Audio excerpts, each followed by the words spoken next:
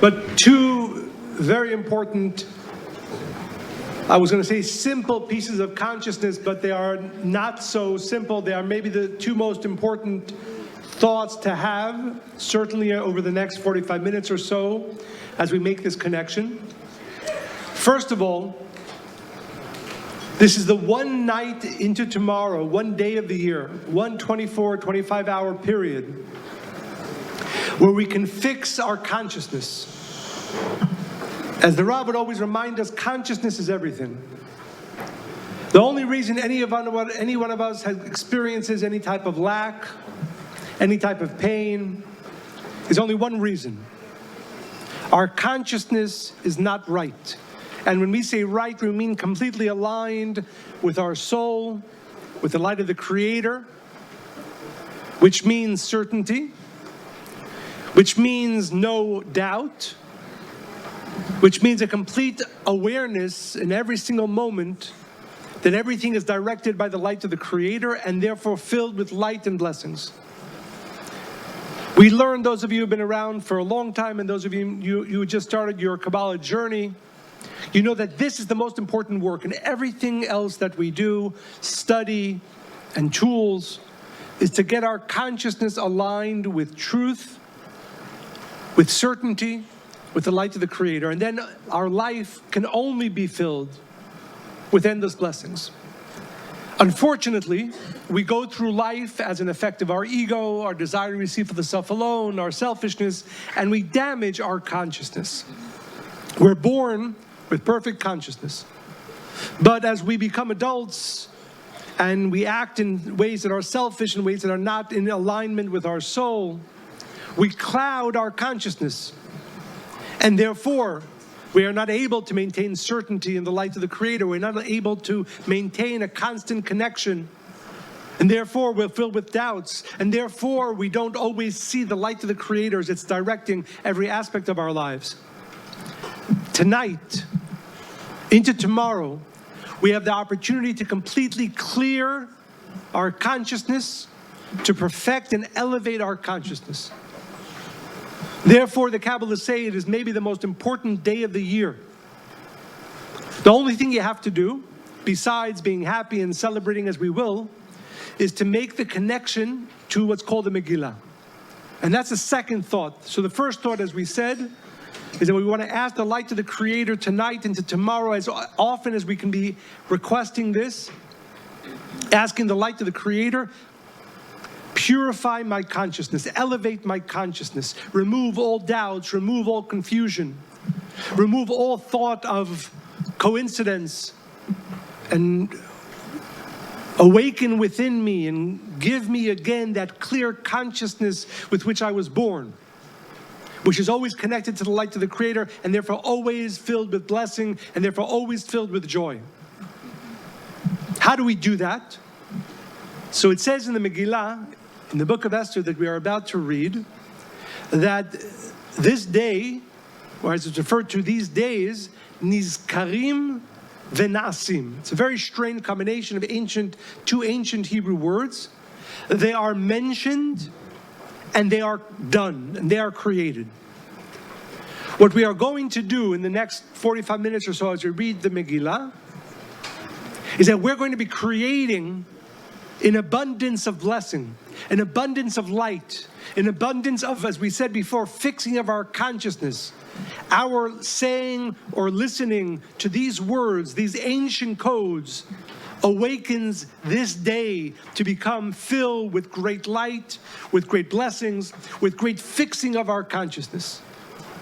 And therefore we have to say them, that we're not reading a history book, we're not reminding ourselves of what happened 2,500 years ago in Iran, but rather we are creating through this connection all the endless blessings that we are meant to have in our lives. And therefore, as you listen to the reading, think about all the areas of your life, all the areas of those who you love, all the areas of our world that need a fixing, that need light, that need blessings, and know with certainty that as we say these words, as we awaken the light through these codes, this day becomes filled with endless blessings, with endless light, with endless fixing of our consciousness, with endless connection to the light of the Creator.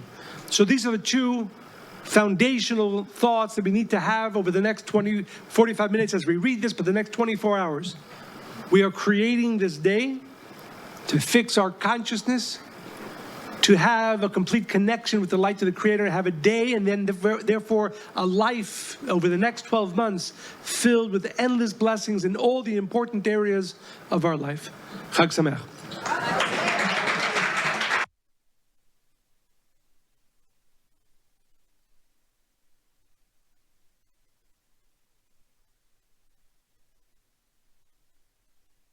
This one stayed as was planned, and we're here in New York. So Mikhail just shared that we want to fix our consciousness. What does that mean? What consciousness needs fixing? Let's be real, really real. Most of the time we spend our lives daily in this illusionary world. We take the wrong things too seriously. We focus on things that are unimportant, thinking that it's the most important thing. We think it's the end of the world if we don't do X, Y, and Z. We're so worried all the time, right? We're full of doubt. We have no certainty because we're chasing the next thing and the next thing and the next thing. What we want to do in this 24-hour window, and all of you who have been with us before for Purim understand that the most powerful day of the year is actually not Yom Kippur, it's Purim. It supersedes Yom Kippur. Why? Because we have the ability to enter a different reality in a different realm, and not just in these 24 hours, but for the entire year, for the next 12 months. But we have to be honest with ourselves of where we're at. So the first place we're going to start with is my costume. So, who knows who I am dressed as? Daphne. Okay, well, you got that. So I'd like to call Fred Jones up. I finally got him to dress up in a costume and not a jalabia. Now, I'd like to call up Vilma. Vilma. Come on, Vilma. And now I would like to call up Shaggy.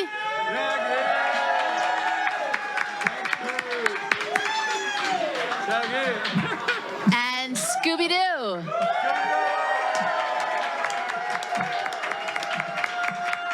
And no dream team is complete without a villain. Yuda Atzmon, come up here.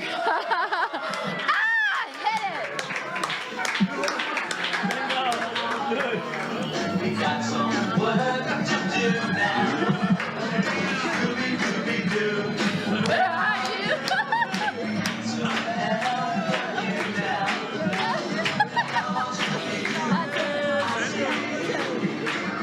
Okay, now, why did I just do that? Not because I love embarrassing my family. I'm going to get, by the way, I'm going to hear about this later. But because a very important component of this holiday is laughter. Laughter, to be joyful, to be in this space where you take off the masks. So what is the secret of laughter? Which is also related to the blessing of Purim. Laughter is when something happens that you didn't expect to happen. It upends your reality. You thought it was going to continue as it was, and something disrupts what's actually happening.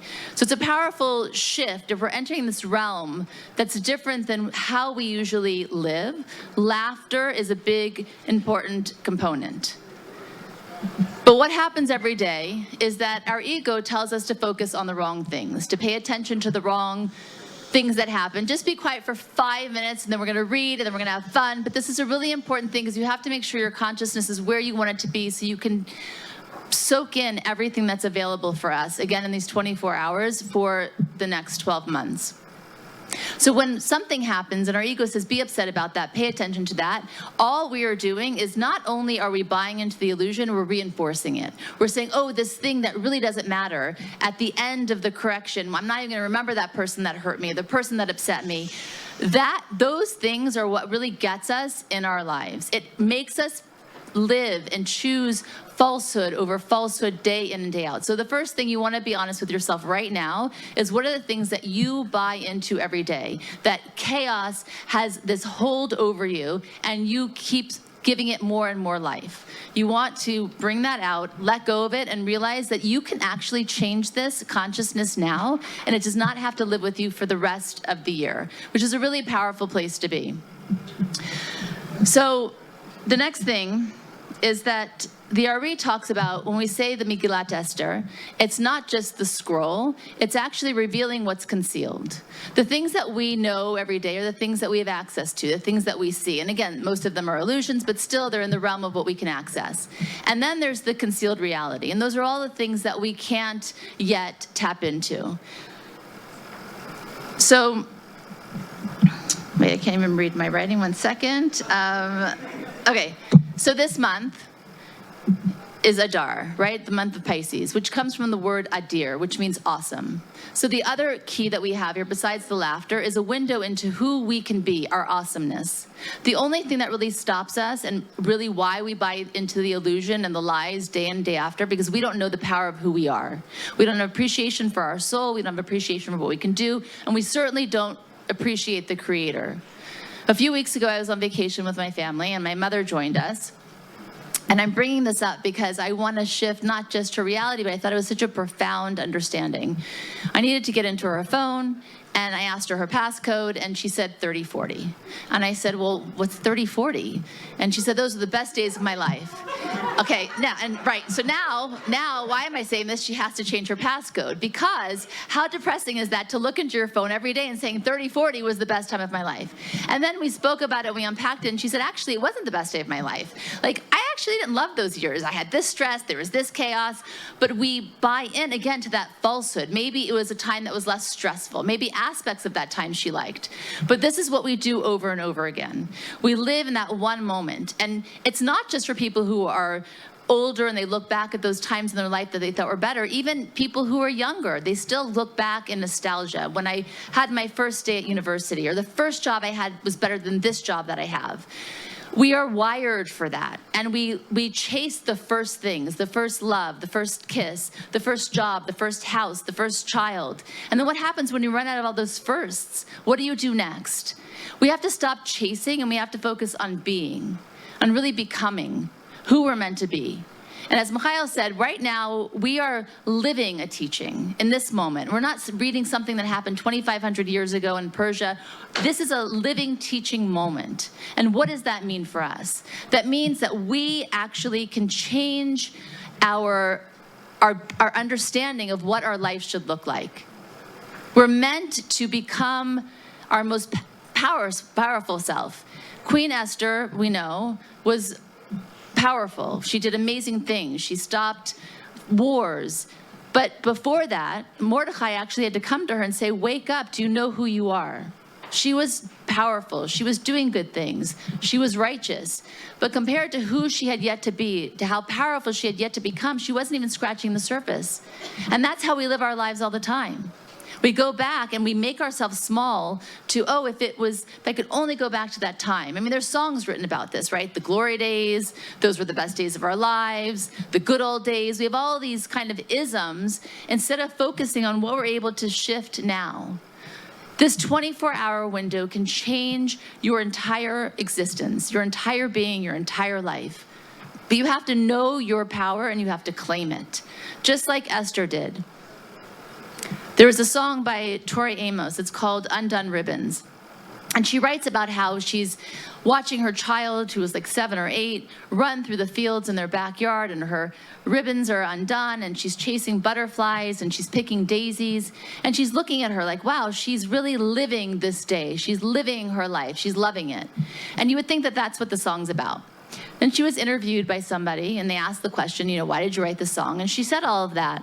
But then she said, I spoke to my mother one day when I was watching my daughter run in the fields.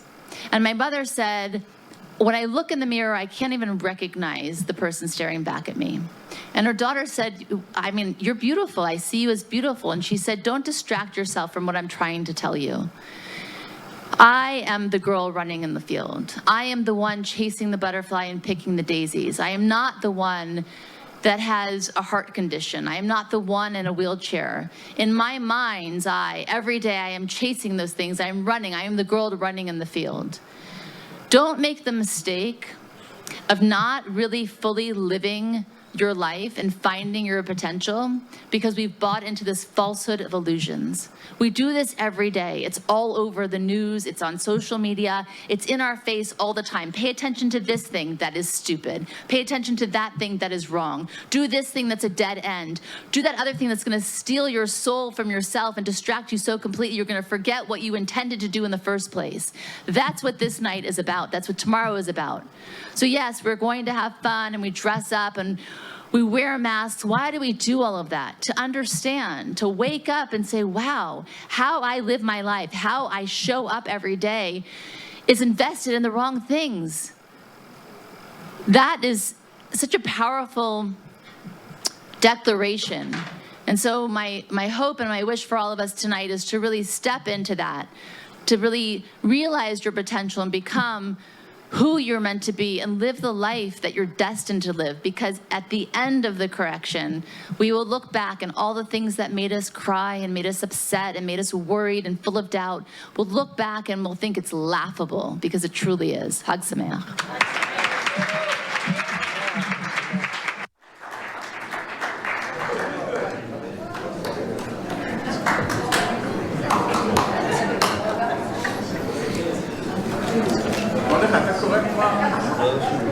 יאללה, יא מגילה, מגילה. מגילה.